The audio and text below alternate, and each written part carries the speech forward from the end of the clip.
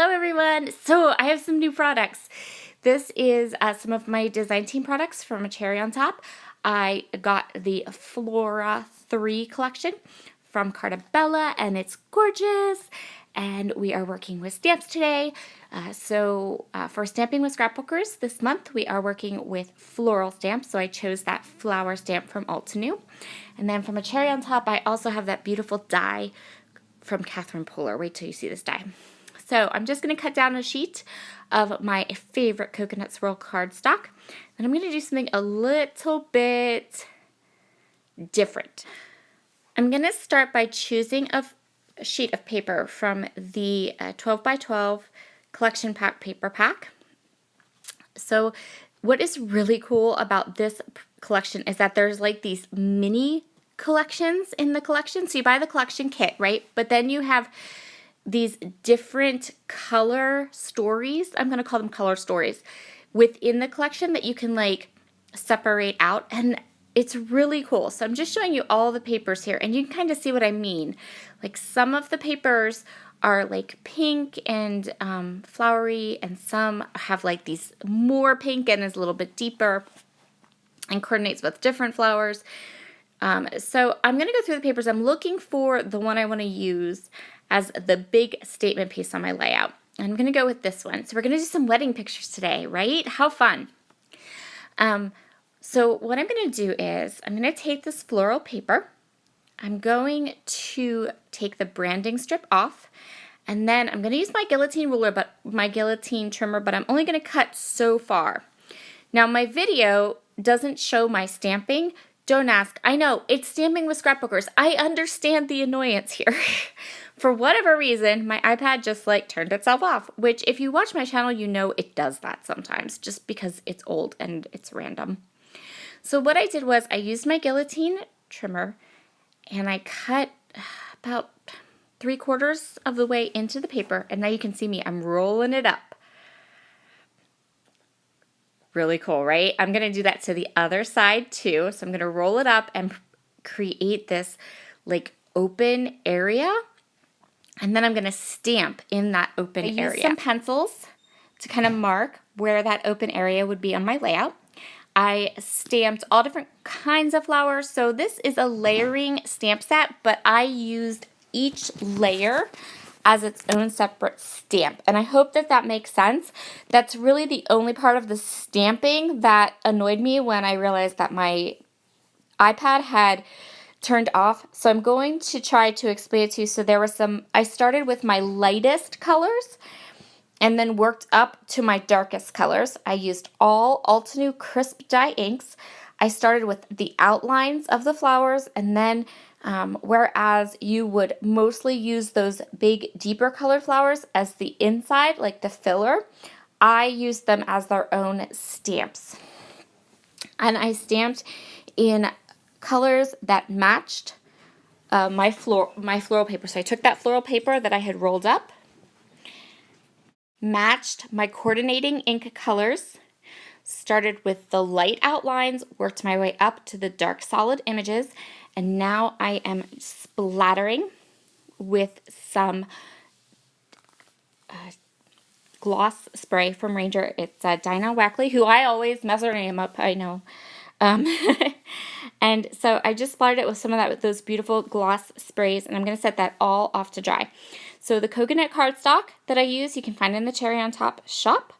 The gloss accents you can find in a Cherry on Top shop. And then the rest, the stamps are all new. And now I'm going to go ahead and do some die cutting. So I have my Sizzix Big Kick Out. I have this beautiful die set from Catherine Polar. I think this is a beautiful die set for scrapbooking.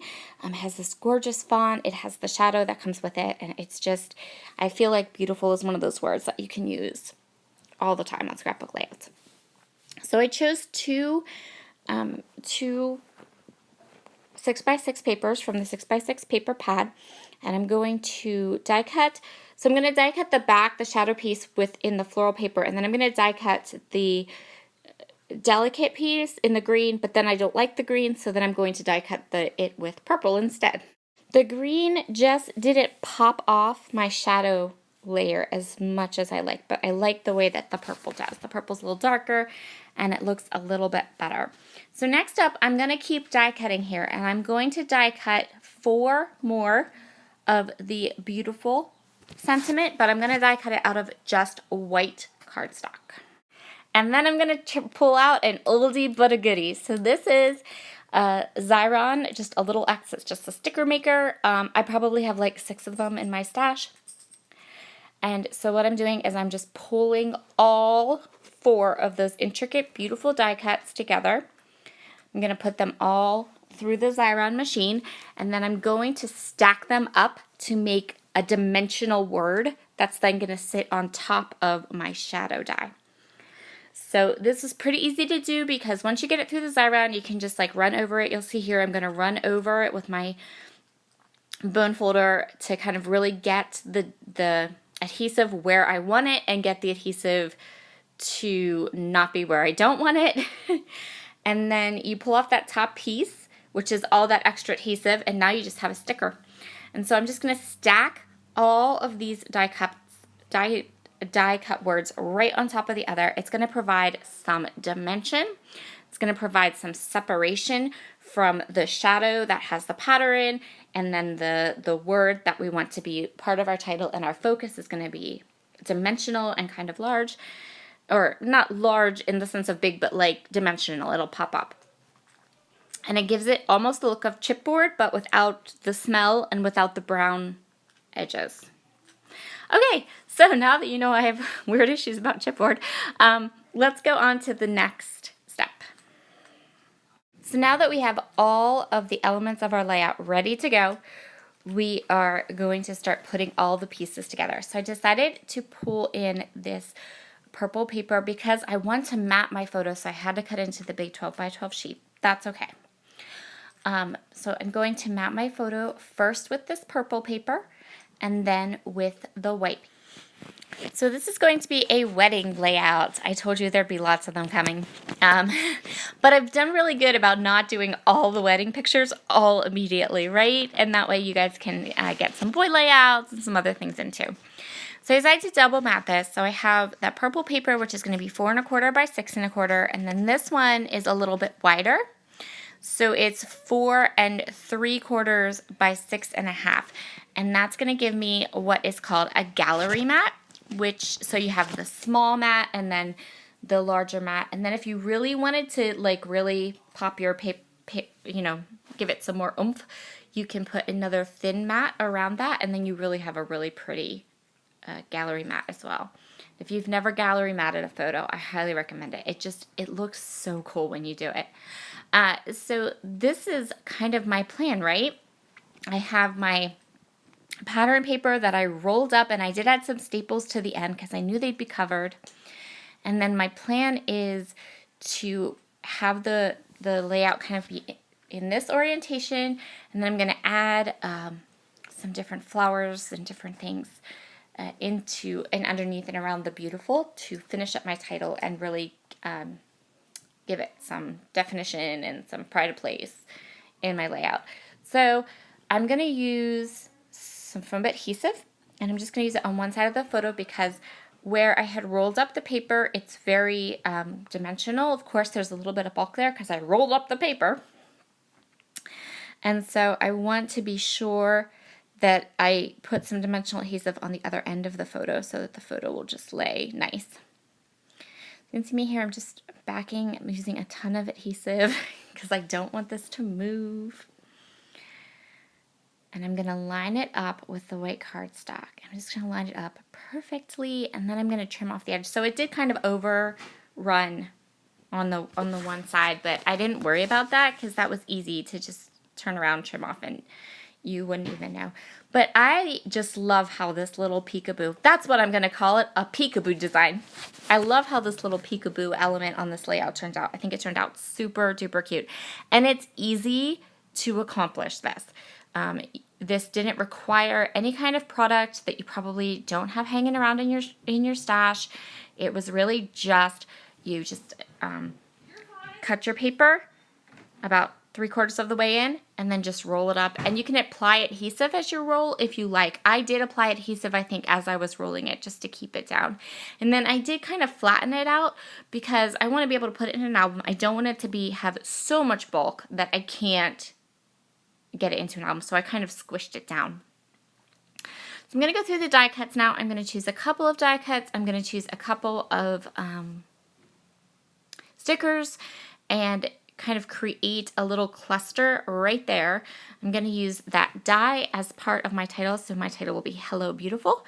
I'm just going to choose some bits and pieces that match the colors in my layout, the colors in my pattern paper, and finish this up with some fun embellishment clusters. I didn't want the stamped flowers to be really disconnected from the florals that are in my pattern paper. So what I did was I grabbed one more piece of pattern paper and I just fussy cut some of the flowers that were around the edges. These are flowers that are the same style and design as the flowers that are in the pattern paper, just on a larger scale. And so I just wanted some flowers that I could pull some of the flowers from the pattern paper, pull them into that peekaboo area on my layout, and so that everything kind of flows and there isn't a lot of jar between, okay, this style of flowers on the pattern paper, but then in the peekaboo stamped area, there are different style of flowers. I wanted there to kind of be a little bit of flow. I thought about stamping some extra flowers and putting some stamped flowers on the other side, but I didn't want it to be so busy. I wanted just that peekaboo area to be the area that had the embellishments. So I'm just going to keep going on here. You can see how I'm doing. I am pulling the flowers right off the edges of this pattern paper. That leaves me some really large flowers in the middle that I can fussy cut another day. And since I'm going to be tucking these flowers up and underneath different layers, I didn't need the full flowers that were maybe in the middle. So I pulled just flowers that were on the edges of the paper. And then you can see how pulling those flowers in and pulling them all together really gave this layout a more cohesive feel. So thank you for joining me today. Please be sure to head over and check out Sandy and Caitlin and Christina's Stamping for Scrapbookers and see how they use their floral stamps on a scrapbooking layout. And thank you so much. I hope you'll try this peekaboo technique. I think it's really cool. I want to try it again with some more styles and a different orientation maybe. That would be fun too. Here are some beautiful close-ups, and you can grab the Flora 3 collection and that beautiful die cut from Catherine Pooler in a Cherry on Top's shop. All right, I will see you all again very soon. Who's ready for NSD? Definitely. Show of hands. Comment below if you're playing along during National Scrapbook Day, because this layout is actually a sneak peek at what my challenge for the National Scrapbook Day events in the Cherry Crafters Facebook group. See you all again soon. Bye!